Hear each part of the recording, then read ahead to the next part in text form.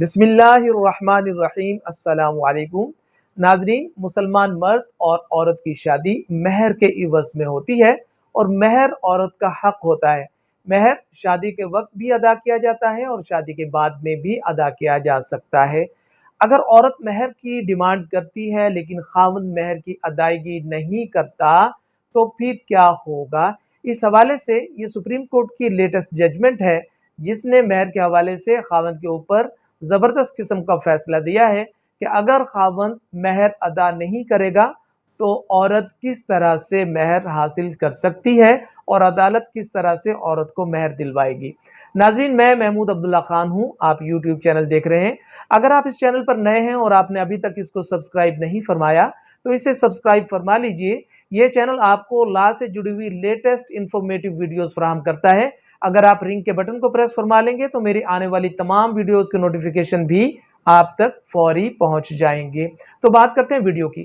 یہ ایک ججمنٹ ہے 2024 supreme court monthly review, page ہے اس کا 142۔ اس ججمنٹ میں ہوا یہ کہ خاوند نے ایک دوسری عورت سے بھی شادی کر لی، یعنی دوسری شادی کر لی۔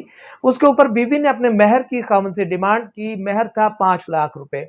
خاوند نے مختلف طریقے سے اس کو الجھاتا رہا۔ بیوی نے دعویٰ دائر کر دیا۔ اس کے بعد میں معاملہ جو ہے وہ ہائی کورٹ سے ہوتا ہوا سپریم کورٹ میں پہنچ گیا۔ سپریم کورٹ نے یہ ڈکلیئر کیا کہ خاوند مہر ادا کرنے کا پابند تھا، لیکن خاوند نے جان بوجھ کر بیوی کو لیٹیگیشن میں الجھایا، جس کی بنیاد کے اوپر بیوی کو مختلف مسائل کا سامنا بھی کرنا پڑا۔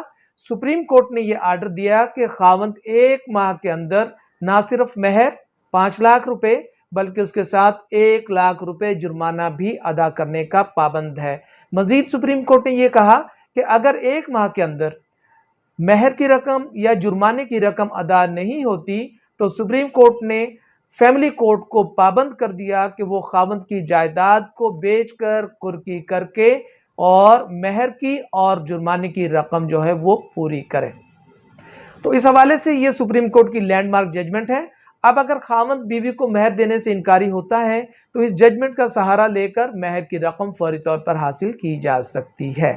یہ ویڈیو آپ کو پسند آئی ہے تو اسے لائک کیجئے، چینل کو سبسکرائب کیجئے اور اپنا خیال رکھیے، مسکراتے رہیے۔ اللہ حافظ۔